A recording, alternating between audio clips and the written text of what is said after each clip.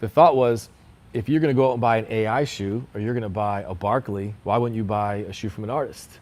You know? And so we thought, let's change the game and let's do something different.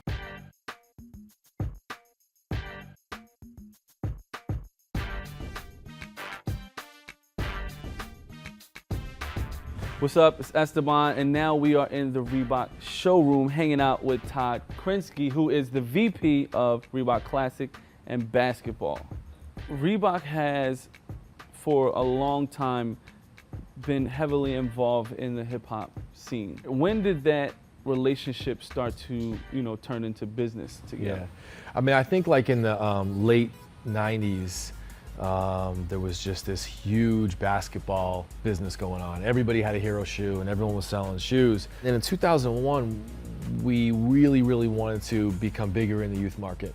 And one of the things we realized is that these young kids, they're looking at artists and rappers for their style more than basketball players. And Reebok was always a little more style meets sport, where some other brands were a little more focused on just being sports brands. So we had the license, I think, to do a little more on the style side. Who would be the guy to do it with?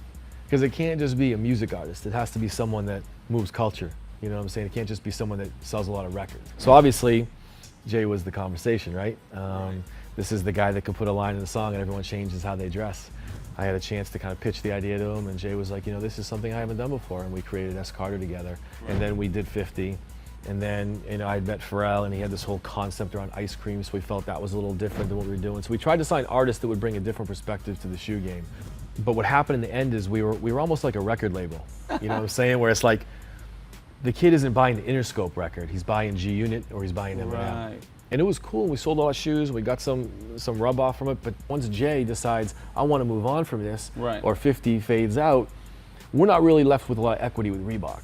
Right. And this was the problem. And so moving forward now, what we're doing is we're still doing deals with artists. We just did a deal with 3 new young artists. We got the campaign coming out this summer, all hip hop artists, but it's more about having these people be part of what we're doing. Well, let's go back to basketball, because you were instrumental in bringing Allen Iverson to Reebok. I do remember like the first meeting we had with upper management at the time, and we were like, no, this is the guy. And I remember the biggest question in the room they asked is, won't there be another Allen Iverson if we don't get him? And we were like, no. Culturally, the swagger, the attitude, the no fear game, the height, which a lot of people can relate to, all these things, like you just aren't gonna get this in a draft 2 or 3 years from now. We felt like he was gonna be able to play in the league, and we knew he was cool enough to really like be someone who was gonna influence kids. And lucky enough, like they believed us, and they went out and we negotiated the deal, and we had started doing his first shoe even when he was in college. He gets Rookie of the Year. He's, the crossover. I mean, all these things was just like lightning the bottle. He's the second longest running shoe guy in the game, and people forget all the questions, which was why the first shoe was called The Question, because we were playing off everyone's doubt. Talk to me about, the Shaq re-releases. This whole retro game started like 2 years ago, and it got to be a point where kids online were all talking about what should come next. And so we monitored this stuff a lot, and we're out in the streets talking to kids a lot. And Shaq kept coming up and coming up, And so we reached out, and he was like, yeah, and we explained what we're trying to do. We told him that we just launched Iverson, it's sold out. We told him we just did this kamikaze thing, it's sold out. We want to do this thing with you. And he was like, yeah, let's do it. Now you're re-releasing some of these retros in the original form. How close to the original are you trying to stay, and are you trying to branch out and put new innovative things on them? First of all, we know that the kids want the OG. And so on the Question, it's the white red. On the kamikaze, it's the black, white, green. On the Shaq Attack, it's the Orlando Magic. This is a non-negotiable thing with consumers. Absolutely. Like, don't change anything. I even know what the sock liner looked like inside the shoe, and if you change that, I'm gonna know, and I may not buy it. So it's a very, very exact science. Then there's the fashion colors. You come up with different stories. So for example, with Shaq, we're working on different things, like with other teams he played for. Now, he never wore the pumps when he played for Phoenix or Lakers, but we're doing what-if stories. AI, Georgetown, obviously he didn't wear the Question at Georgetown. It wasn't created yet, but we did a Georgetown pack that sold really quick. So the second thing is to tell great fashion stories that all come from a place.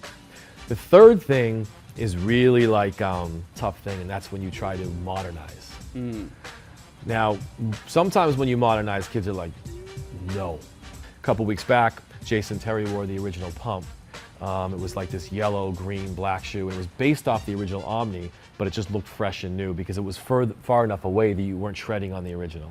East Coast hip hop scene is very basketball, cross-trainer heavy. Our sneaker game is definitely that. Now, when you take it to the West Coast, they're more laid back. Yeah.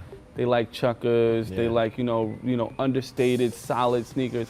So tell me about the collab with Tiger. And so when you look at this shoe, and this one happens to be one of his favorites because he's into the Right. whole Prince story, but even without the whole cheetah thing, if you just look at kind of the overall look of the shoe, very West Coast, the Volk bottom, ice with the T-Raw, and then of course you've got the kind of the mid-cut, very, very clean two-piece pattern look.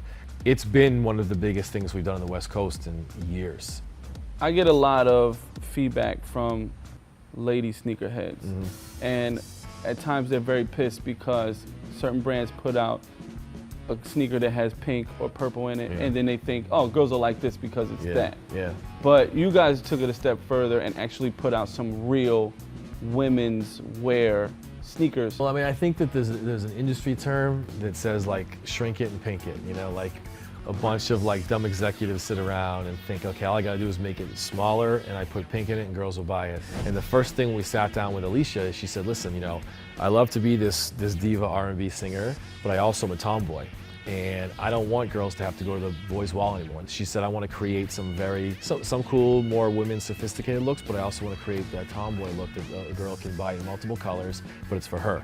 We took our franchise freestyle model, we built it up with some fresher materials, raised the height, made it a wedge, something that they can wear that looks a little bit different than what's out there right now, but still has some Reebok kind of DNA to it. Well, look, I appreciate you taking your time out to sit down and chop it up. I'm sure people are drooling all over their keyboards right now, losing their mind at the knowledge that you dropped on us. So. Absolutely. Appreciate you coming. Next time you'll have to run ball with us at lunch. You'll have you for the day. No, absolutely. All right. I'm there. Okay.